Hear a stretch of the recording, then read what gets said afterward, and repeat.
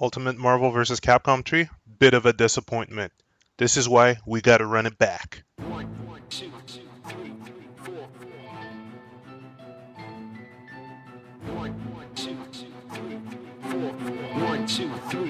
Turn the beat back.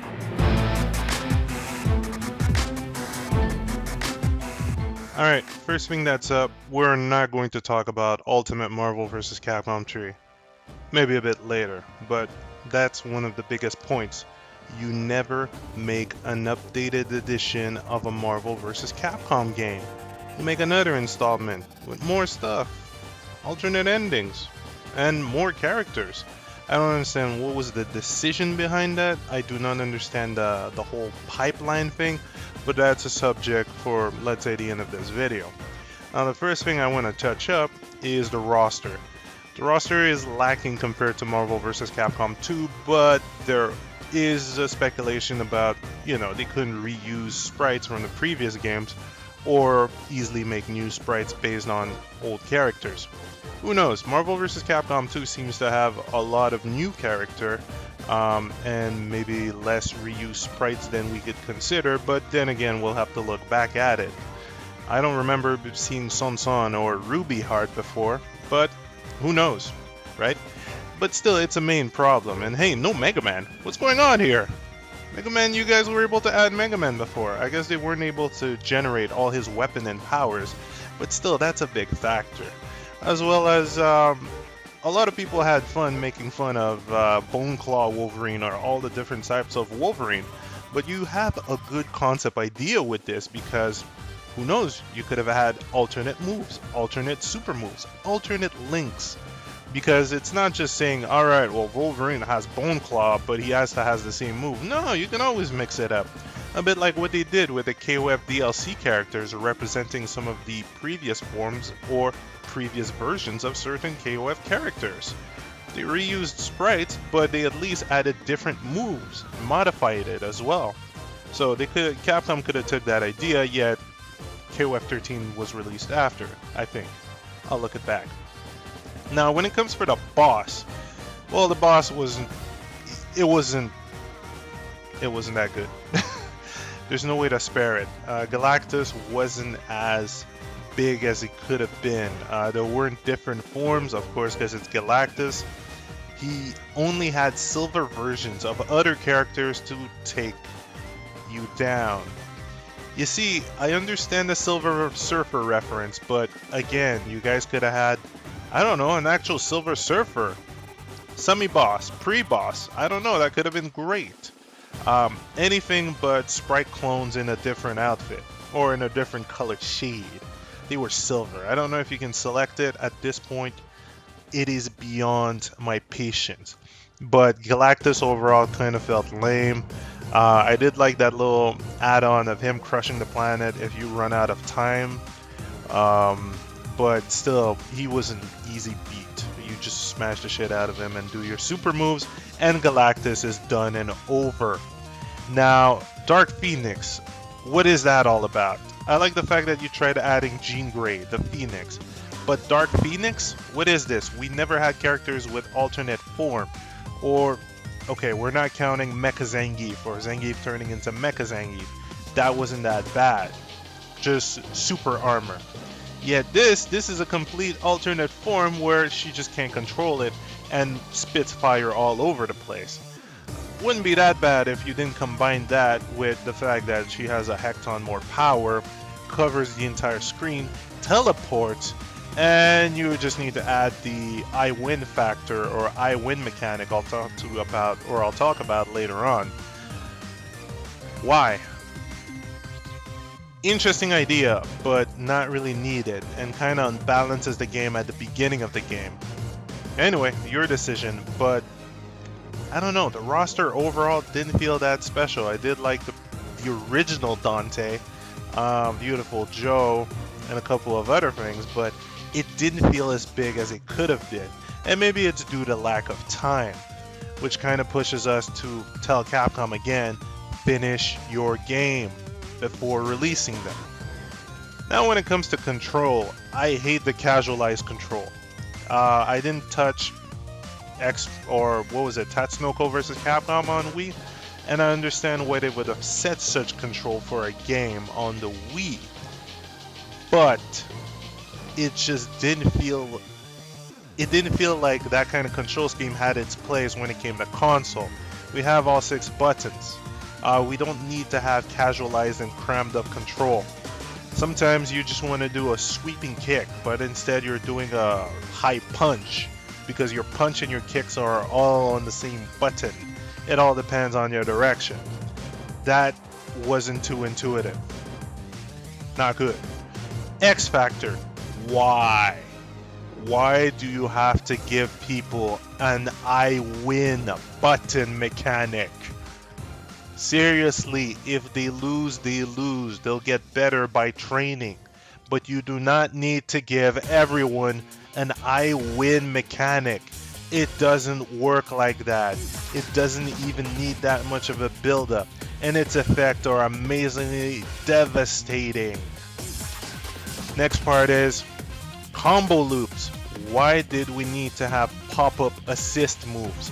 This keeps people into an eternally long chain of combos, and they don't even need to do that little switch up between characters. No, they could just continue, hit you all the way up, hit you down, have the pop-up assist, and that's one dead character straight from the announcer. No joke, you get into tournament, it becomes stale, it becomes boring, because you can just loophole people into these kind of combos. Something that could kind of help would have been a combo breaker system using a part of your super move bar. Would have been great, but then again, too late, too little, too late. Still, those pop-up combos weren't needed. Those pop-up assists weren't needed. If a character is down, he is down. I don't need to lift them back up. Or at least give the player a chance, but you know, broken game, broken, right? Now, when it comes to style, I love the level tree super moves. I really like that idea. It's a great idea. Now the only problem is, when it comes to regular super moves, there is always that, let's say, 2 to 5 second pause movie of your character getting ready to do a super move. We don't need to have that great showing of, I'm about to do a super move, get ready to block. No, keep it simple. You do not need to have a spectacle all the time. You could always keep it simple as just a minor stance change, or just an image popping up for a few seconds, not that long, not too long. You don't need to have a huge animation for it. Yeah, when it came to the level 3 super move, well, that's a mixed bag. I love the way they were planned. I love the way it all interacts. I love the idea of most of them. Yet some of them feel really long. Hey, but still, it's a level 3 super move. You built it up. And if you manage to fit in a combo, it just makes it all beautiful. So it's an epic idea. Also love the 4th wall breaking. Deadpool, one of my favorite characters. Love the way they added him in the roster. Love the way he's taunting the player as well. Love the way he's taunting the other character with previous game references. Also a good amount of references as well. Love it. More of that. It's Marvel vs. Capcom. These characters have somewhat faced themselves before in the same universe. Or close enough, you know?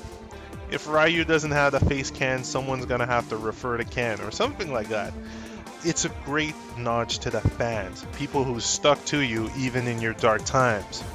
Now the music, I am not a big fan of the composer, but that's more of a personal thing. I previously loved, let's say, Marvel vs. Capcom 1's music style and going before. Marvel vs. Capcom 2 had a very mellow beat. I don't know what happened with Capcom at this point. And when it came to the recent game, Street Fighter 4 and Marvel vs. Capcom 3, the composer just went with this weird high-pitched scream type of thing. They had some interesting remix here and there, but there's always that high-pitched note that will eventually break your ear in Street Fighter Cross Tekken, but that's another topic. Yet, not a big fan of the music. Maybe they could have went, I don't know. I'm not saying that they should have went, or they should have went back, but maybe something a less high pitch, maybe balancing it a bit with some rock as well. A bit like how they did the Rock remix. Not the Rock, the Hulk remix. I don't know why I said the Rock. Now, when it came to the ending, lazy. Those were short, small illustrations. You could barely see any of them. I don't understand how Capcom went from Street Fighter 4's animated ending or even illustration ending to those half-sized images with small quotes. It really felt lazy. It didn't even give me a push towards beating the game with other characters. I just felt left out. At this point, I finished the game one time and I'm like, you know what, I'll just go into multiplayer. I don't feel the need to continue beating this game over and over again to see what's happening with the endings. It just felt quite lazy, even though I hear some had some great references. Oh well, still, Capcom, if you can, add some more illustration, bigger illustrations. You can even have cutscenes, a bit like Blaze Blue, whatever you want to say it, or Persona 4 Arena. But make it bigger. Don't just cheap out on the fans. And this brings up to the milking. When it comes to cheaping out to the fans, look at the collector's edition. Whoever didn't have a collector's edition wasn't going to experience the 2 extra characters, Jill and Shumagorat. I still have no clue what happened when it comes to the Ultimate Edition that was released after, which is a big piss off. Why do you need to do an Ultimate Edition of Marvel vs. Capcom if it's supposed to be finished on this own iteration? If the game is incomplete, wait. Do not release it. Please take your time to finish your game and then release it. You don't need to have all these extended editions if your game is complete, if you add all the characters you were supposed to add. But obviously, there was an issue with the pipeline, or some corporate head wanted to make some more money or didn't want to leave the development team enough time to complete the game. Thus we get, 9 months after, an Ultimate Edition with all the characters that were supposed to be there, with a couple of extra features such as lobby watching match, you know, a lobby that will let you watch the match. That, which was really important, we finally get that in the 2nd edition. No clue if you get a free Shumagorat and Jill, but then again, I don't know. They've backed themselves up in the corner, and that's a big issue. You do not want to get greedy. You do not want to get hasty. You want to finish your game, then release it. So, I don't know. Marvel vs. Capcom 4, anyone? Superb Extended Edition? I have no clue what's happening, but then again, those are some points they could work on. Roster, bigger roster. Take your time to do this. Get creative. No more alternate form for certain characters. This unbalances the game a bit.